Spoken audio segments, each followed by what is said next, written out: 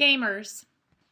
If you know any teenagers, you may understand that the god of video games is on the ascent. Some aficionados spent several days at a time immersed in virtual worlds defined by computer pixels, their true identities lost in the impersonation of elves or ninja warriors. I shudder to think about how many hours I spent trying to knock down whatever strange shack the angry birds are chirping about. Some enthusiasts, known as extreme gamers, spend 48 hours per week in the glare of a monitor, begrudgingly leaving the screen only to visit the bathroom and get another energy drink. Nearly 1 in 10 kids between the ages of 8 and 18 could be classified as clinically addicted to video games. Their brains are wired to need more and more of the unique stimulus of the game, releasing enough of the pleasure-inducing dopamine to hook the gamer. A 15-year-old video game addict is described as displaying all the characteristics of a heroin addict.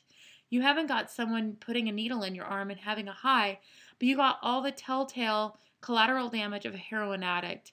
Withdrawal from his family, withdrawal from his friends, lies to cover his addiction. He'll do anything. What about the amount of time we spend on social networks like Facebook? John Piper puts it this way. One of the great uses of Twitter and Facebook will be proved at the last day the prayerlessness was not from lack of time. The Lord God has often lost out when competing with the gods of entertainment for our time and attention. I'll tell you the moment that convinced me we had a problem. A few years ago, one of my friends traveled to India on a mission trip. After he returned, he was excited to show me the pictures and tell me about his journey.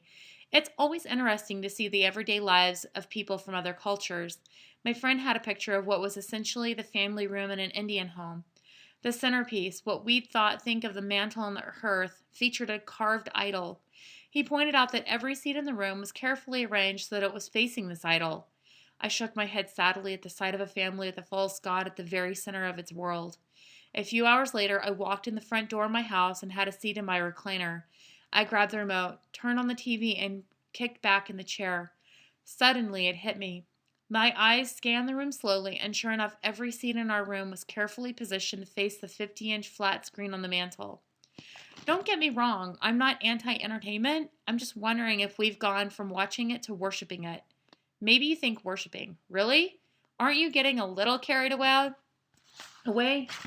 Well, consider that the average American watches more than 4.5 hours of television every day. In the average home in the U.S., the set is on for more than 8 hours, and it offers more than 100 channels. At your office, when people gather around the water cooler, what subject aligns their conversation? What does your family spend the most time doing together? For years, television has been the answer to these questions. Our own false gods tend to be invisible to us. I can probably see out yours, but I'll miss detecting my own. Here's a clue. Discover the chairs of your heart are aligned around. Around what does everything orbit in your life? What are the locked-in dates on your calendar, the essential items in your budget? Some families have shrines to their football teams, rooms decked out in school colors, devoted to framed memorabilia and souvenirs from games. Others are dominated by imagery of Elvis Presley or some kind of collection, electric trains, baseball cards, even human figurines. My point is that we may shake our head sadly at the family in India, but we should at least consider the possibility that we have our own home shrines.